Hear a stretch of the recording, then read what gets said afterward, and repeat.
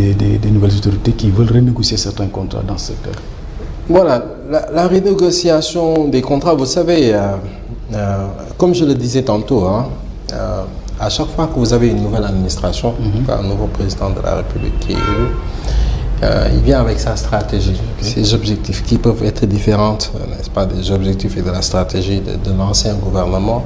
Donc eux, si dans leur stratégie, ils pensent que renégocier les contrats sera une bonne chose pour eux, pourquoi pas? Mais on parle de renégociation, donc ça veut dire que, parce que ce sont les deux parties. Effectivement. En tout cas, nous attendons à ce que les deux parties se mettre d'accord, parce que ça reste toujours un contrat d'accord entre deux parties. Pour le moment, je pense qu'ils sont en train de travailler sur l'audit. Ils n'ont pas encore terminé. Bon, à la fin de l'audit, on va voir ce que cela va donner. Mais le message qui est clair, c'est que les investisseurs ont besoin de stabilité. Tout à fait. Les investisseurs ont besoin de stabilité. C'est pourquoi d'ailleurs, dans toutes les conventions minières, il y a une clause de stabilité. La clause de stabilité, parce que quelqu'un qui vient investir son argent dans un pays, il fait son business plan, il va prendre des engagements pour pouvoir avoir un financement. Et vous lui dites, ok, voici les règles du jeu. Si vous venez pour investir durant telle période, vous avez tel avantage, tel avantage, tel avantage. Et la clause de stabilité permet à l'investisseur de sécuriser son investissement. C'est-à-dire que après, s'il n'y avait pas cette clause de stabilité, si vous faites appel à une société, vous signez avec lui une convention, vous dites, ok, sur tant de périodes, vous avez des avantages. Si le lendemain, vous pouvez changer, dès que le monsieur commence à investir, il est déjà dans le pays, il a déjà investi ses sous, il ne peut plus partir, et que vous lui dites non, vous n'avez plus ces avantages-là, vous changez. Donc, vous voyez, donc ça, c'est un facteur risque. Donc, c'est pourquoi il ne faudra pas qu'on fragilise les sociétés qui sont ici au Sénégal. Et comme je disais tantôt, c'est une renégociation. Attendons de voir ce que cela va donner.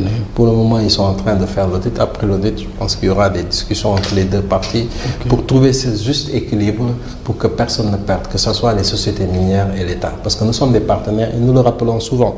En tout cas, au niveau de la Chambre des mines, c'est le message que nous passons souvent aux autorités, parce qu'il faudra savoir que le Sénégal a besoin d'investisseurs. Le Sénégal a besoin d'investisseurs. Donc, on est dans une politique attractive pour que les investisseurs puissent venir. Et je le dis souvent, c'est qu'à chaque fois qu'un nouveau investisseur, en tout cas quelqu'un qui veut investir au Sénégal, vient rencontrer les autorités, dès qu'il sort, il vient voir les membres de la Chambre des mines.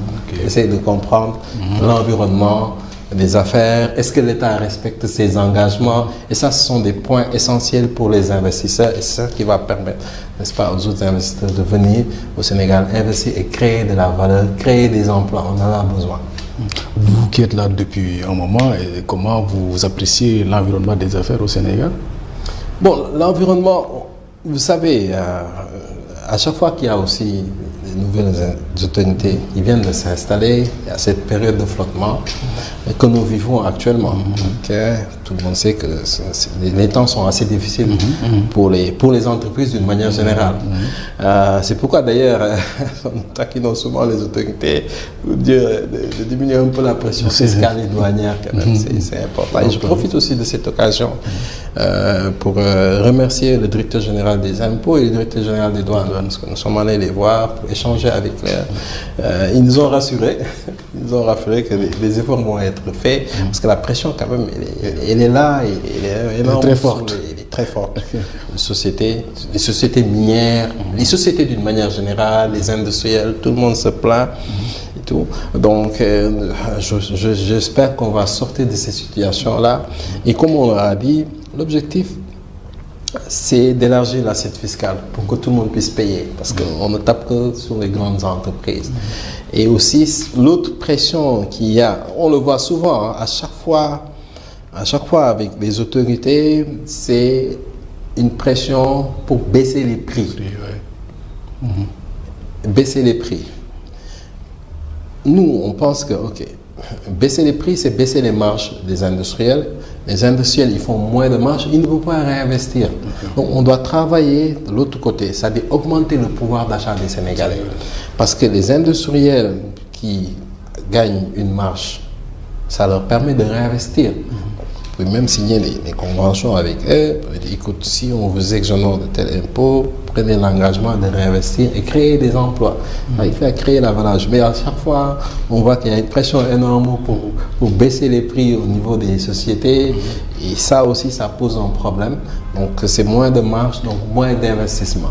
Et le Sénégal doit être un pays attractif parce que nous sommes en concurrence avec la Côte d'Ivoire, le Mali. Et nous devons même profiter de ces situations, dans tous ces pays-là, où il y a des enjeux sécuritaires. Le Sénégal, quand même, pour dire vrai, on n'a pas encore rencontré ces difficultés pour essayer de faire venir tous ces investisseurs-là au Sénégal. Et pour cela, c'est l'environnement des affaires. Maintenant, est-ce qu'on peut parler un peu de la situation dans le phosphate, le zircon et l'or? Voilà, c'est trois. Comme je disais tantôt, pour l'or, la production se tourne autour de 12 tonnes. En tout cas pour 2013. 2023, 2024, je n'ai pas encore les chiffres. Et si vous le comparez aux autres pays, en Afrique de l'Ouest, Guinée, Mali, Côte d'Ivoire, ils dépassent les 50 tonnes. Ghana, ils sont à plus de 100 tonnes. Ghana, c'est autre chose. Donc, ça veut dire que pour l'or, il n'y a que deux sociétés qui sont en exploitation. Okay? C'est Endeavour et PMC.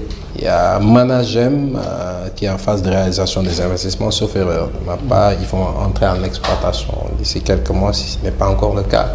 Ce qui fait qu'il n'y aura que 3 sociétés en exploitation. Tous les autres sont en phase de recherche. Donc, il n'y a pas encore beaucoup de sociétés minières, n'est-ce pas, au niveau de l'or. Donc, on a intérêt à avoir un nouveau code beaucoup plus attractif pour permettre, n'est-ce pas, aux sociétés de venir investir dans l'or. Et aussi, je pense qu'il y a un projet même de l'État avec la SOMISEN, sauf erreur de ma part, je l'ai vu il y a quelques mois de cela, pour un projet de raffinage de l'or. Okay. C'est aussi important. Ça va encore créer beaucoup plus de valeur. C'est beaucoup plus compliqué que l'on le pense. Mais si l'État a comme objectif, n'est-ce pas, d'avoir une raffinerie, c'est une bonne chose. C'est une bonne chose. Parce que l'industrialisation des matières premières pour en faire des produits finis, parce qu'à chaque fois que vous exportez une matière première, vous exportez de la valeur ajoutée, vous exportez des emplois. Donc si l'objectif des nouvelles autorités, c'est d'avoir un pays industriel, transformé, et le meilleur exemple qu'on peut avoir dans le secteur minier, ce sont les cimenteries. Parce que les cimenteries, c'est du calcaire, de l'argile, n'est-ce pas, qui est transformé en produit semi-fini, en produit fini, ciment.